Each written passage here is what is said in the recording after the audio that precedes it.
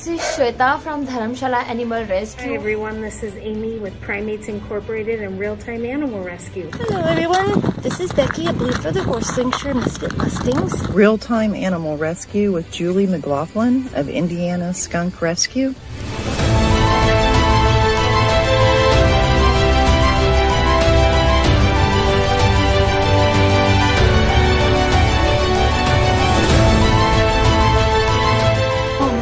Yep, get her. You got her? Judy, God bless you. Oh my God. This is a big brown bat who is really enjoying his mealworms. They actually just had their breakfast.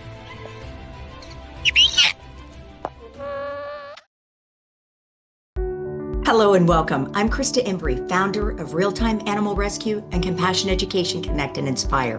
What you're about to see today is happening right now in the real world, and you're going to meet people who are helping animals and protecting our planet. When you learn with compassion, you don't just gain knowledge, you create change. So today isn't just about watching, it's about you and the difference you can make in our world. Welcome to Compassion Education Connect and Inspire. We're so glad you're here.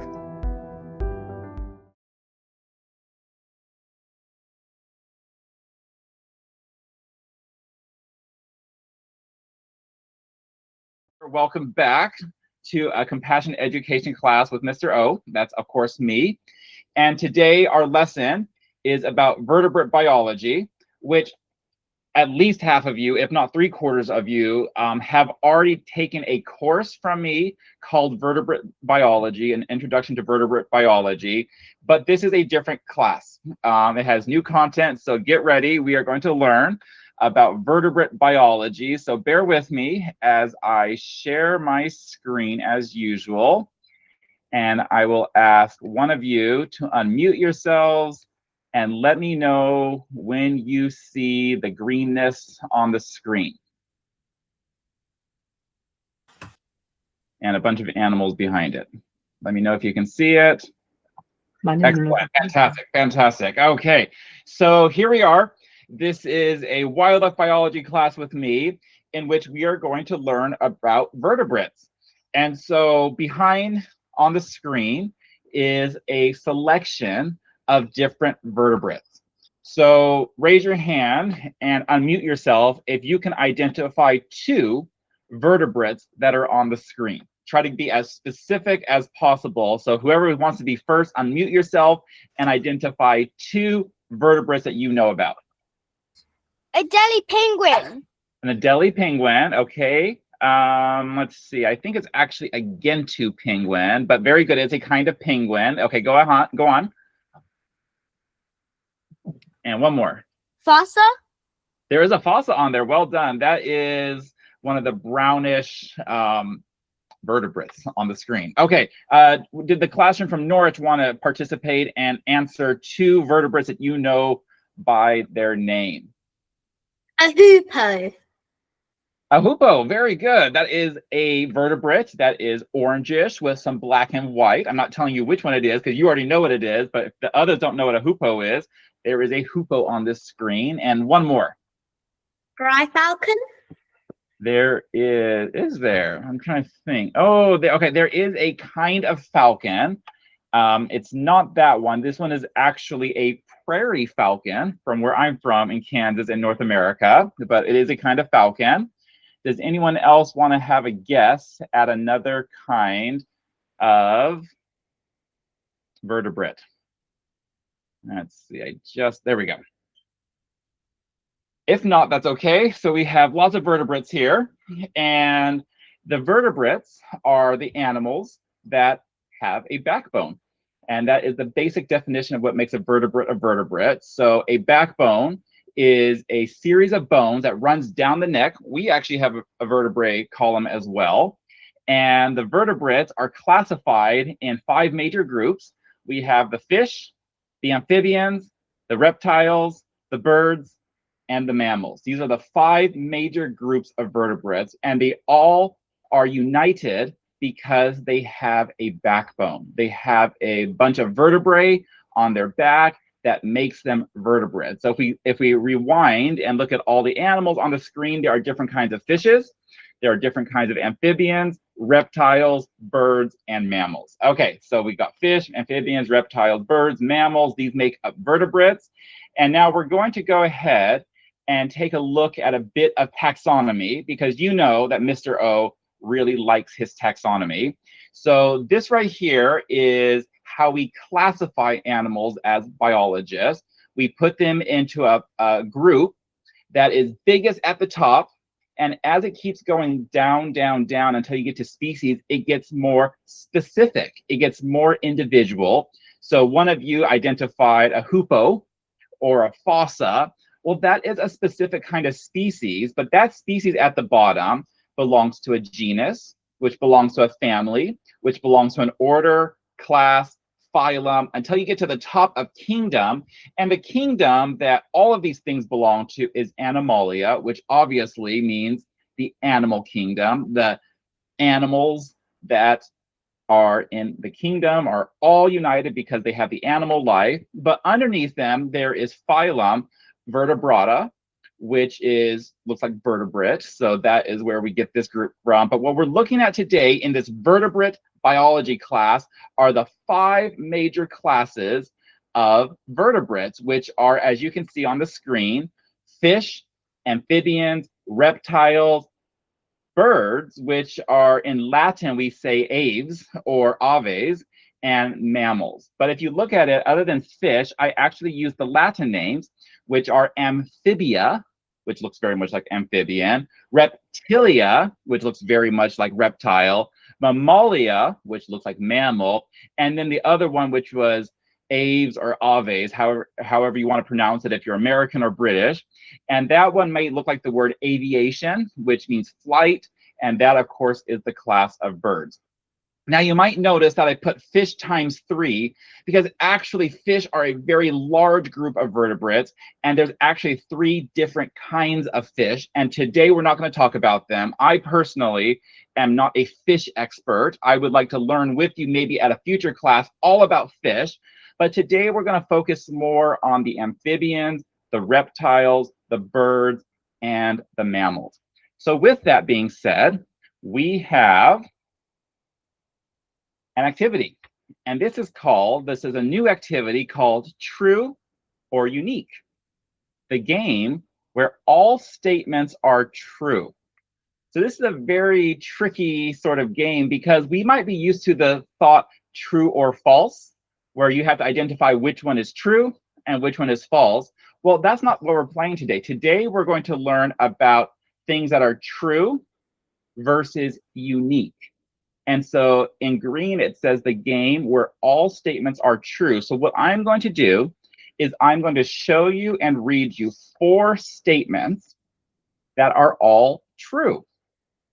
They are all true statements. None of them are false. None of them are inaccurate. They are all true statements. But one of the 4 statements is going to be unique to one of the groups of vertebrates. And so I'm going to show them to you on the screen. I'm going to read them to you. And then I need you all to unmute yourselves and decide 2 things. Which fact is unique and which group are we referring to? Okay, does that make sense to everyone? Does everyone think they got it? Okay.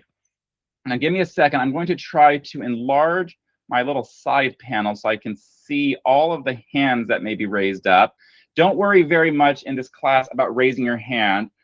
If you think you know the answer, just go ahead and unmute yourself and answer which statement is unique or which group of vertebrates this refers to. Okay, so get ready for the first one, and I'm just going to read them to you. They produce eggs. They are ectothermic, and I put in brackets, cold-blooded. They have dry, scaly skin. And number 4, they have eggs that develop inside a protective watery sac. Okay, so 4 facts. Now, it's interesting. I think some of you might have jumped up when it said they produce eggs, and you might have immediately thought of which group we were talking about. But if you read all 4 facts, I need you guys to identify which fact is unique to a specific group of vertebrates. So go ahead, if you're ready, unmute yourself, and you can tell me which statement is unique, and if you know the answer as well, which group this refers to. Go ahead, somebody be bold and unmute yourselves.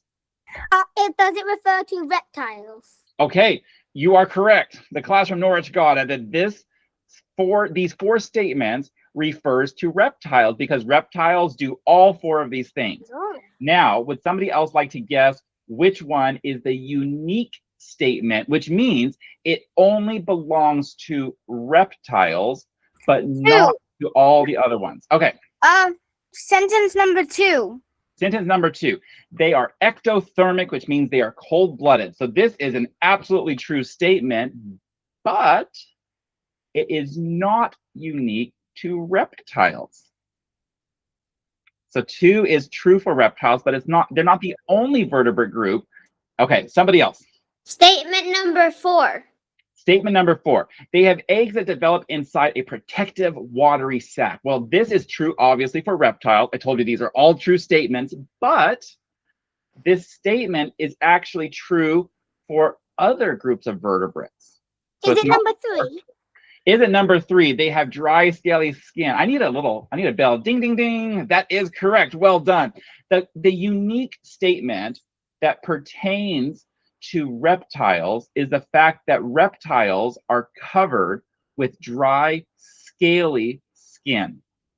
There's no other group of vertebrates that are actually completely covered with dry, scaly skin except for reptiles. So that is correct. This is the reptile statement. But interestingly, no one guessed 1, so well done for all of you, because although they do produce eggs, just remember, it is not unique that only reptiles lay eggs. Okay, are you ready for the second challenge?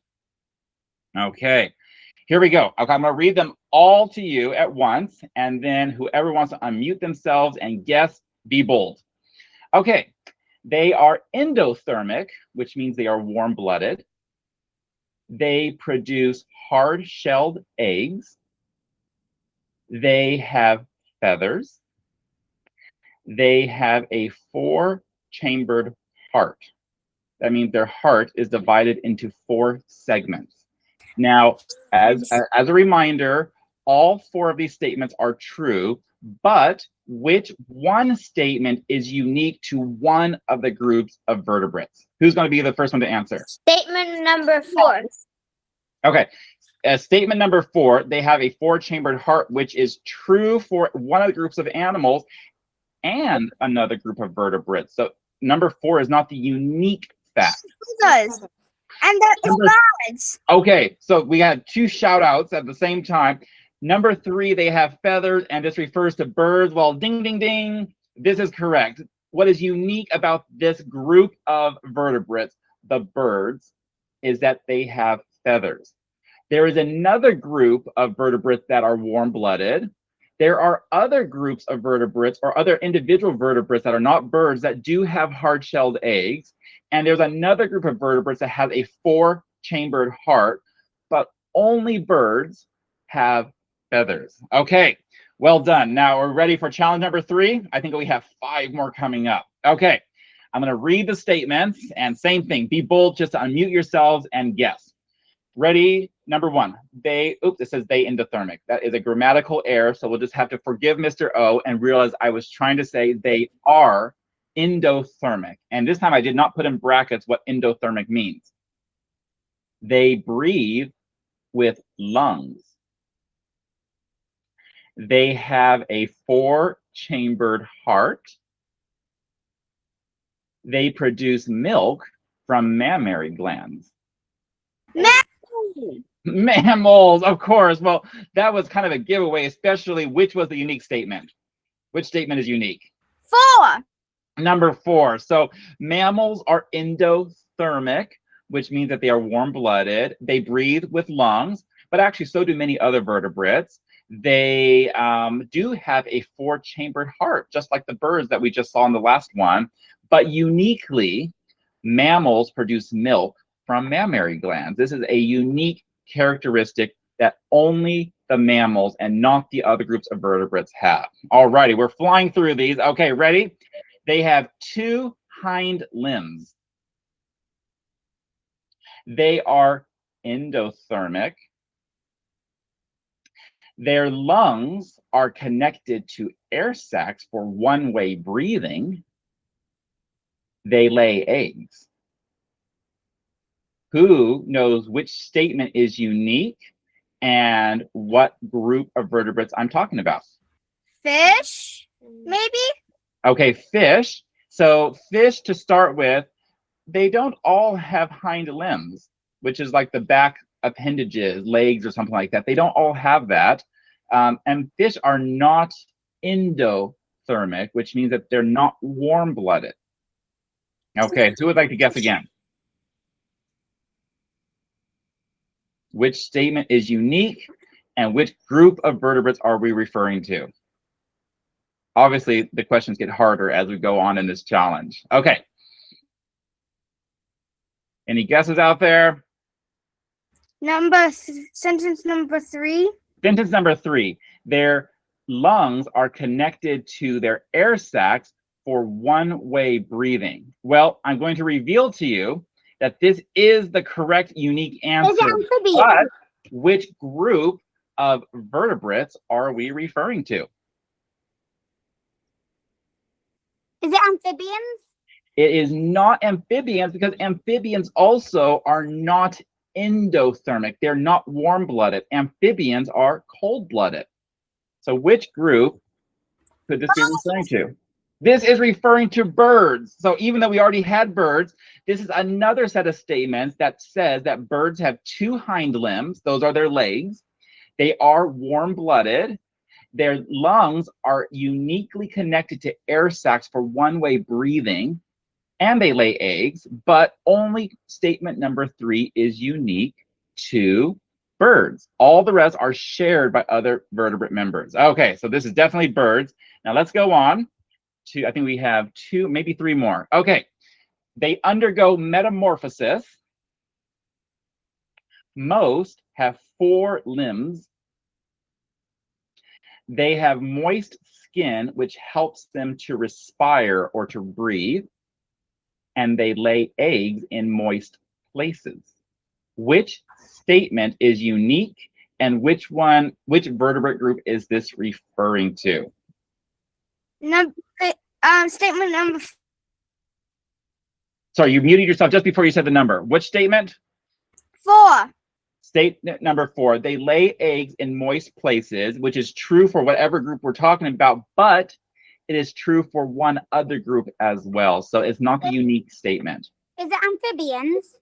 This is amphibians. Well done. Okay, so we've gotten the group, but is it number 3? It is absolutely number 3. Amphibians uniquely have moist skin, which can help them to breathe.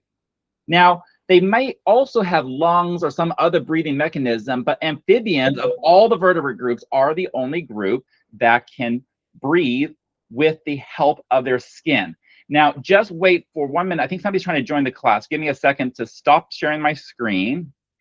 Sorry, bear with me. And I'm going to let somebody, oh, I think we lost our Norwich class. I think they're trying to get back in. Okay, I think they're back with us. Is Norwich back? Okay, I hope they're back. I hope they're back. Okay, so we'll carry on. Thank you very much for affirming that they're back. Give me a second to go back to where we were. And okay, do you all see amphibians on the screen? Okay, welcome back, Norwich. Okay, we're ready for one of our last challenges. I'm going to read them off to you. They have hair at some stage. Most have teeth. They have lungs. And they have 3 bones in their middle ear. Which statement is unique? And which group are we referring to? Statement number 4. Statement number 4, they have 3 bones in their middle ear, which is absolutely correct. And I added a bonus. There's a second unique fact in this group to help you identify which vertebrate group we're talking about. So 4 is absolutely correct, but there's actually a second unique fact hidden in these 4.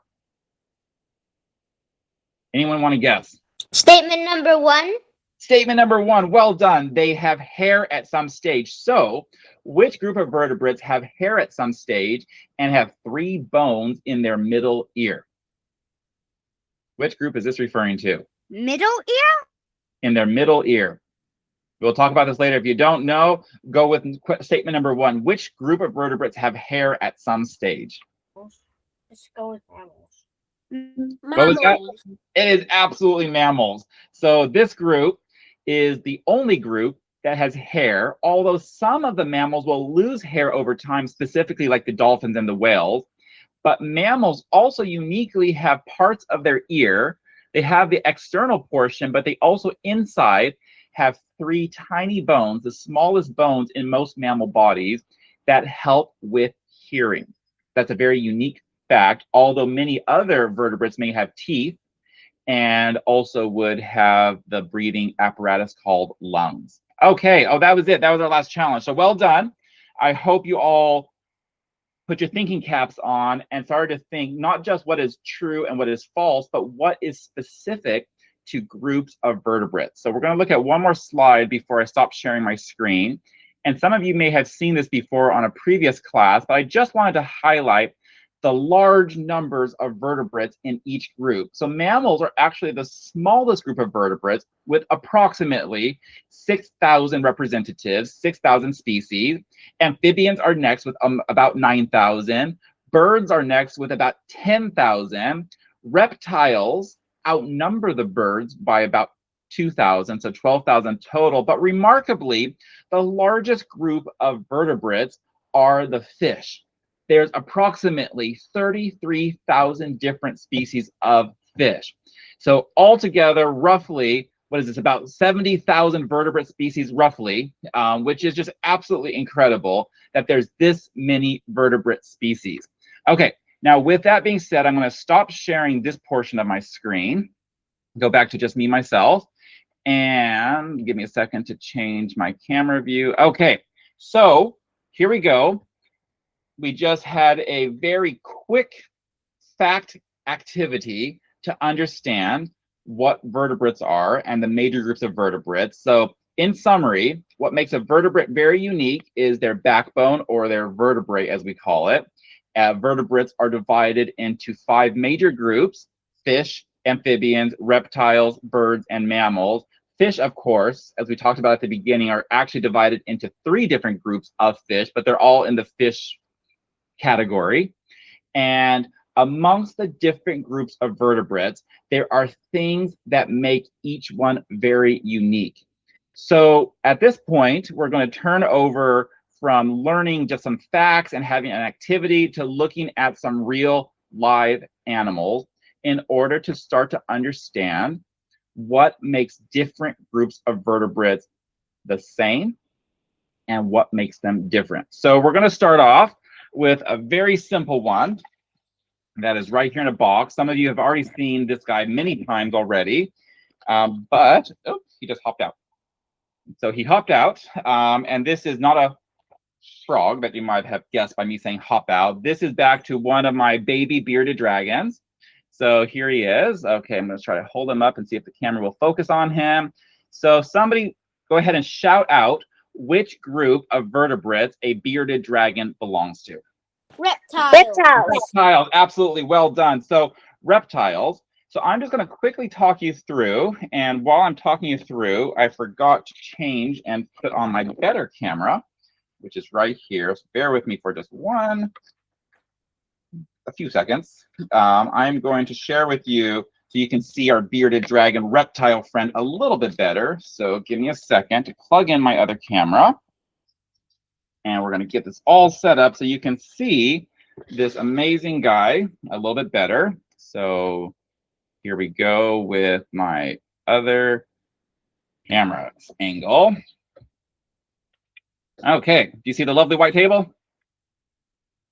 Okay, you should see a lovely white table, and I'm going to take my camera and bring him over. There we go, so we can see him in all of his reptilian glory.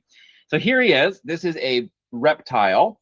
And so what I'm going to do now is not just talk about a bearded dragon generally. I'm going to talk about what makes this animal so specifically a reptile. So to start with, you can see he has 4 limbs. He has 2 arms and he has 2 feet. Well, these things right here, these limbs, are not actually unique to reptiles. They're true that they have 4 limbs, but it's not unique to reptiles. And of course, as you might know, not all reptiles have 4 limbs. What's an example of a reptile that does not have 4 limbs?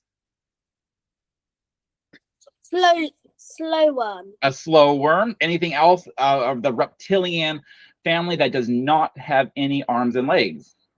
Snakes. Absolutely. Snakes, slow worms. There's even some lizards that don't have any limbs. So that's not a unique feature that they have arms and legs. It's not a unique feature that they have a tail, although his tail is magnificently long compared to the rest of his body.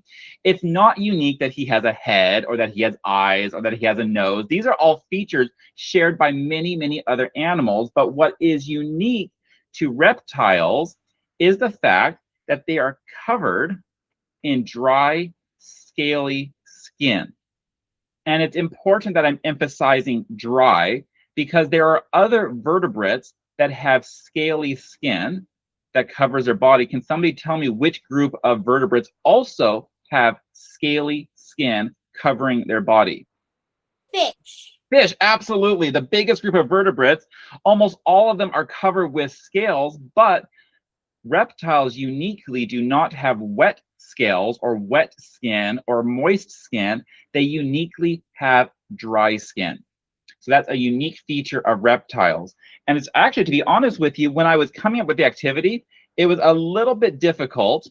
It was a little bit difficult for me to come up with the unique facts because so many of the vertebrates share characteristics, but really the unique fact about vertebrates is that they try to escape out of their containers.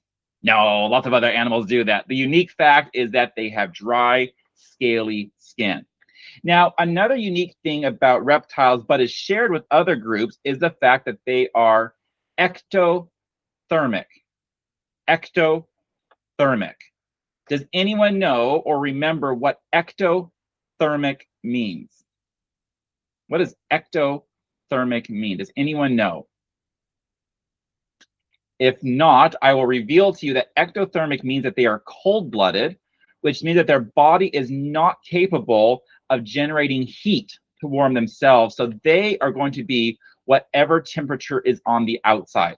So reptiles are ectothermic, but so are fish and so are amphibians. So it's not a unique characteristic, but it is something that identifies reptiles. But honestly, the #1 feature about reptiles is the fact that they have dry, scaly skin that for the most part covers their entire body. Now, there is one reptile that does not look like it has scaly skin, but it's a reptile. Does anyone know which one I'm referring to? There's a type of reptile that doesn't exactly look like a lizard, that doesn't have dry, scaly skin, but it is actually a reptile. Any thoughts what that kind of reptile might be? A turtle. A turtle, well done. Turtles and tortoises are definitely reptiles, but they look a bit different because it doesn't look so obviously like they're covered with scales, but actually the bony structure that we would call a shell on a turtle or a tortoise is actually made up of the same material as these scales. And if you were to look at their legs and their head, you would actually start to notice that they also have scaly coverage on that part of their body. But even their shell is actually a reptilian scaly substance that would make it uniquely a reptile. Okay, so everyone go ahead and say goodbye to Beardy, who looks like he's trying to escape. So say bye-bye. Bye-bye, Beardy. Okay, so I'm gonna put his lid on so he doesn't actually escape. I'm gonna change my camera angle to me. Okay, I know it's very sad to have to say goodbye to an animal, but don't worry, we have our next vertebrate coming up. So bear with me. I'm going to go get the vertebrate, and I will be right back. So just stay right there, and I will return.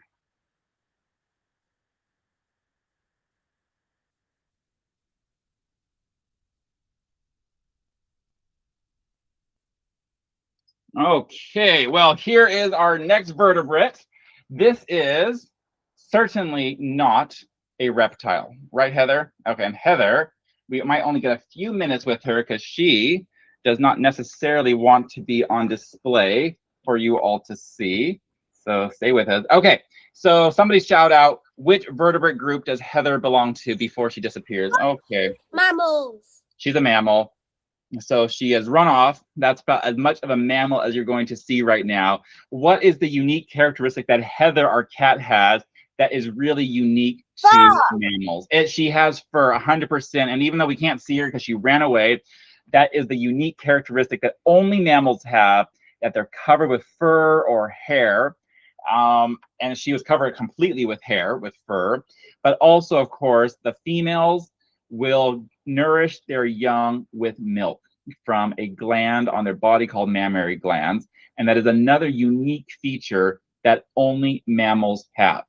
Like birds, mammals are endothermic, which means that they are warm-blooded, which means that their four-chambered heart, which is another thing we talked about in our activity, their four-chambered heart pumps blood and creates energy movement in their body that helps to warm the body up. So mammals and birds are the two endothermic vertebrate groups that are able to make themselves warm without the sun, without other things.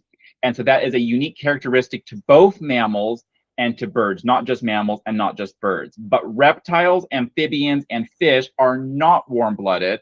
And so they require external energy, energy from outside, in order to keep their body warm or cold if they prefer to be cold. Okay, well, that was not the most exciting live animal because, of course, Heather is a cat.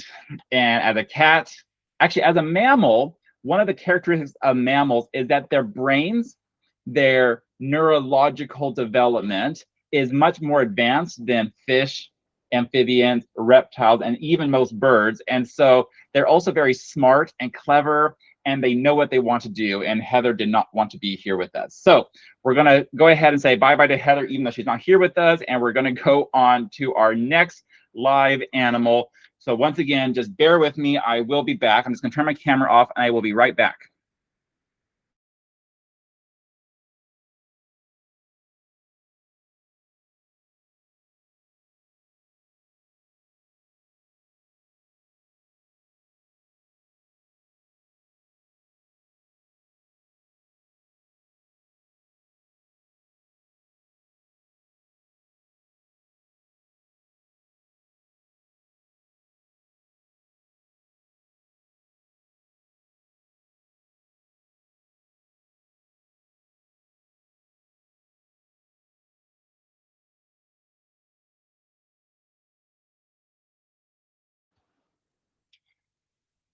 Okay, well, this is the vertebrate that needs very little introduction for this particular group of students. All of you have seen this particular vertebrate many, many times before, so you know very well that this is a leuco, the very famous tawny owl.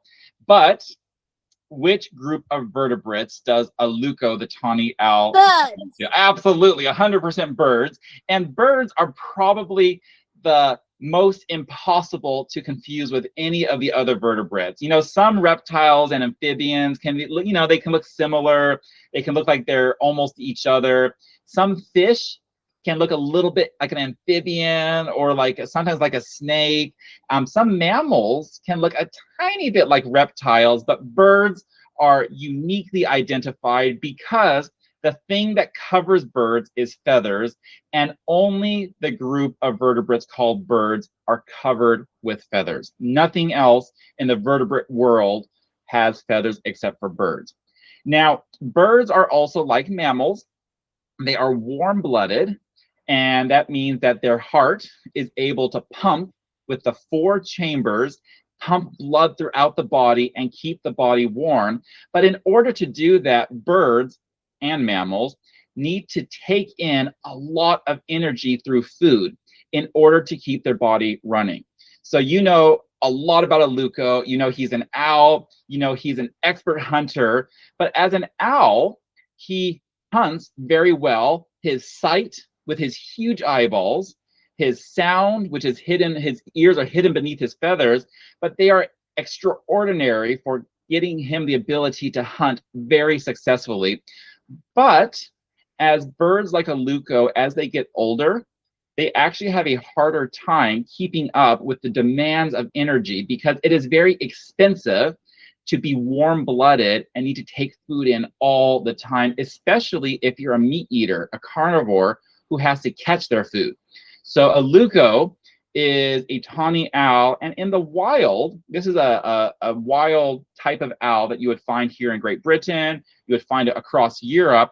Well, Aluko in the wild may only live to be 4 to 6 years old because it can be very difficult for an owl to, over time, have enough energy and strength to be able to hunt their whole lives to sustain their body and their warm-blooded needs.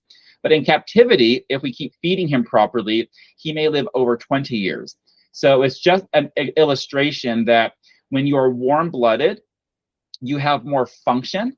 Your brain is going to be bigger. You can do more things with your body, but it's more difficult to maintain that warm-bloodedness. And so Aluko is a perfect example of how difficult it is for animals who are warm-blooded to be successful and to survive in the wild.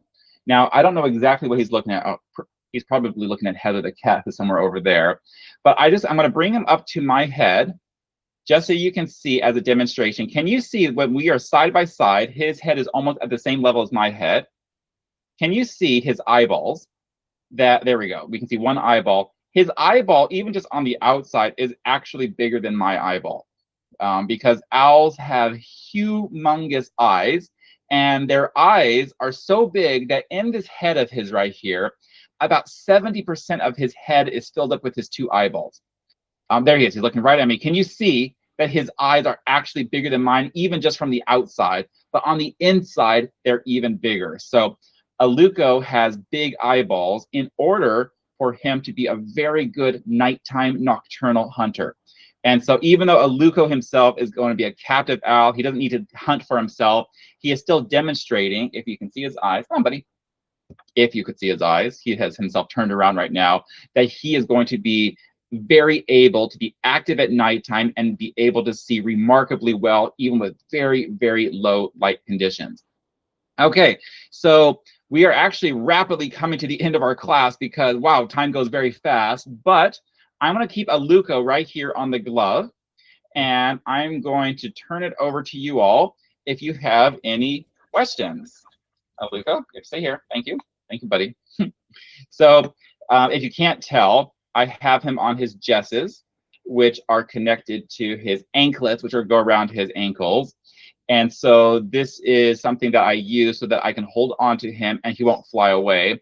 He is trying to fly, but because he's restrained by his anklets, he will come back. And he's learning, and I've been working with him, he's been learning to be content on the glove and not try to find the most exciting thing around him to fly to. So we're working with him in his training. But back to you all. Does anyone have any questions about Aluko directly or about vertebrates as a whole? Go ahead, the class from London first, and followed by the class in Norwich. Go ahead, London. How long have you had Aluko? So you have to repeat one more time. How long have you had Aluko? How long have I had Aluko? I have had him since the middle of May, and it's roughly the middle of August, so all the way to June, July, August. I've had him for 3 months. I think he is almost 4 months old. I got him when he was 10 days old, so he's almost 4 months, and I've had him for a little bit over 3 months at this point. Okay, how about the class from Norwich? Go ahead, unmute yourself and ask your question. Go ahead. How long can a bearded dragon live in the wild compared to when they're in captivity? So in the wild, okay, bearded dragons to start with, you know, they start their lives as an egg that the parents dig into the ground, and then the parents leave the eggs. They never help the egg out. They never incubate it. They never care for the young. So 95, I'm just guessing, but approximately 95% of the bearded dragons that hatch will never live to be an adult.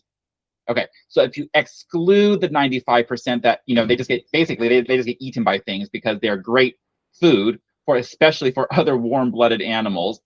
Of the 5% that make it to adulthood, in the wild, they may live between 5 to 8 years, maybe 10 if they're quite lucky. And it's just because it's really hard to be a small animal who's going to be eaten by a lot of things. They can't fly away. They're not particularly large, so they don't have that many defenses. So maybe 5 to 10 years. But in captivity, if you take care of them well, they may live to be up to 15, maybe 20 years if they're quite successful in captivity. So they can definitely live a longer lifespan in captivity than in the wild. Okay, how about the question that is coming from, where is it? Coming from Woodland Camp, and then we'll go back to London. How old is a Luco? A Luco is about 4 months old right now. Oh, that's nice. Yeah. So he is, for the most part, he is full grown. This is basically the size of a Luco. I haven't weighed him for about a month. I need to weigh him to test exactly how much he weighs. If he reaches approximately 450 grams, something like that, that would give me an adult weight for the most part. But he will continue to grow his feathers. This cover that we have right now, he will molt these in a few months or over the next few months, and will replace them with a much more tawny color, which is a more reddish color that is more typical of a wild tawny owl. So he still has some growing to do and some developing to do, but for the most part, he is full grown.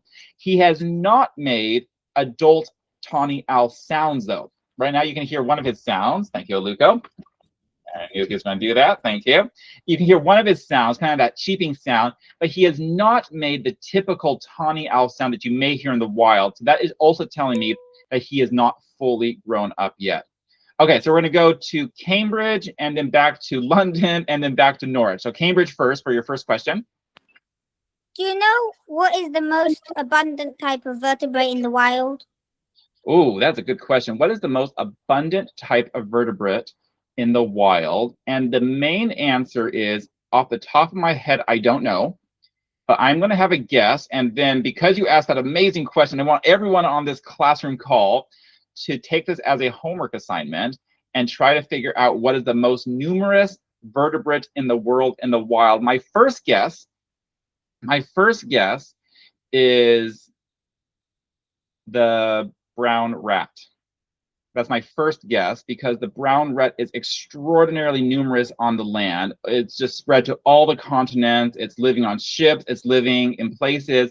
But I also think that there are certain kinds of fish that number huge numbers. And I don't know which one, but I would be curious.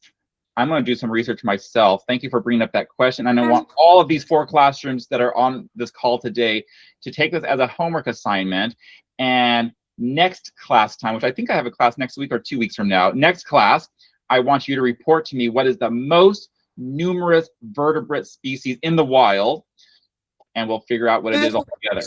It might be Wikipedia. On Wikipedia, it might have been the Pallas's long-tongued bat with over 1 billion. With over 1 billion, so a mammal.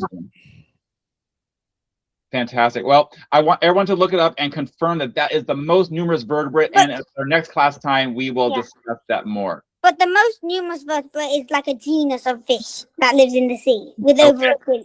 So I want us all to look this up, and maybe what I want you to do is find out the most numerous mammal, the most numerous bird, reptile, amphibian, and fish. And then maybe we'll have a little bit of a show and tell at our next class time. Okay, back to, I think we're going to go to London and then to Norwich. So London, you want to unmute and ask your question? How much does a Luco eat? How much does a Luco eat? He eats 2 meals a day, and his meals are basically 2 baby chickens.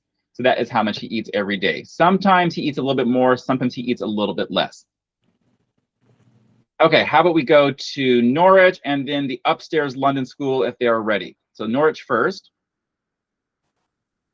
Out of all your ducks, which one is the largest? The duck that I have, the biggest duck I have is actually not a huge duck, but it's my domestic pair of silver appleyards. They're miniature silver appleyards, so they're approximately the size of a wild mallard.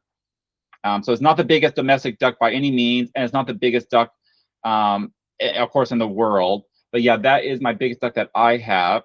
of the wild type of duck, most of my ducks that I have are quite small, but the mandarin duck that I have is, I think it's the biggest duck that is a wild species that I have.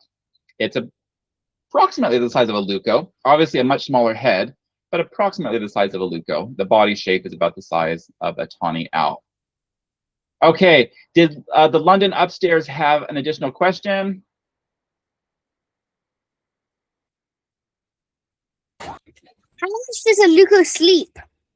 How much does a luco sleep? Well, this is a question that I don't fully know because he is an owl, and because owls are traditionally, especially tawny owls, are traditionally quite active at nighttime, but I'm mostly asleep at nighttime. I'm not 100% sure how much he sleeps during the nighttime. I do know that he sleeps most of the afternoon. So like maybe from almost like noon, 12 o'clock till about 5, 6, and sometimes even 7 o'clock. Most of the time he's asleep or very motionless and just on his sleeping branch. He may take a nap in the morning, but maybe 5 to 7 hours in the afternoon. But I personally don't quite know how much he's awake or asleep at nighttime. And I set up a live stream for him so that other people could watch him 24/7 around the clock. But unfortunately, our dear cat Heather, she might have knocked over the computer that was funneling into his live stream. And so I don't have a live stream at the moment. So I can't test or observe him at nighttime until I fix my computer. So that was the work of our dear vertebrate named Heather. Alrighty, well, it is getting very close to the end. Does Cambridge have one more question? If so, go ahead, unmute yourself and ask your last question. And if Norwich has another question, you can go next. Go ahead, Cambridge, if you still had another question. If not, we'll skip over to Norwich. Did you have one more question up there? That might have been your hand from. Oh, go ahead. Go ahead. What's your smallest species of duck? What is my smallest species of duck? Okay, I have several small species. I'm thinking through my duck species. I think my smallest duck species is the Laysan duck, which is when you go outside in my aviary enclosure, it's the very first cage that we have. The Laysan duck, I'm fairly certain is the smallest duck. And even if I have a duck that's similar in size, the Laysan duck in the wild, which I have wild type, have very short wings compared to other ducks because they come from one single island in the Hawaiian Islands, and they have very little need for flying. And so they're not actually very good flyers, and they have short wings. So I think the Laysan duck, I can confidently say, is my smallest duck species, which would mean that he is smaller than the body size of this tawny owl. Okay, well, thank you very much. Those are fantastic questions. And I'm glad we had one question that causes you all to have a homework assignment. So I want you all to figure out the most numerous vertebrate species for all 5 major groups of vertebrates. And then you will report back at our next session. I forget if it's in 1 or 2 weeks, but at the next session, I want you all to report back. So this is the time where you can go ahead and unmute yourselves, turn your videos on, and we can say hello, goodbye, and see you next time. Thank you, Mr. O. You are very welcome. Thank Thank you so much for being with me today. It's been a lot of fun. And we'll see you soon. All righty, bye-bye. Thank you. Take care.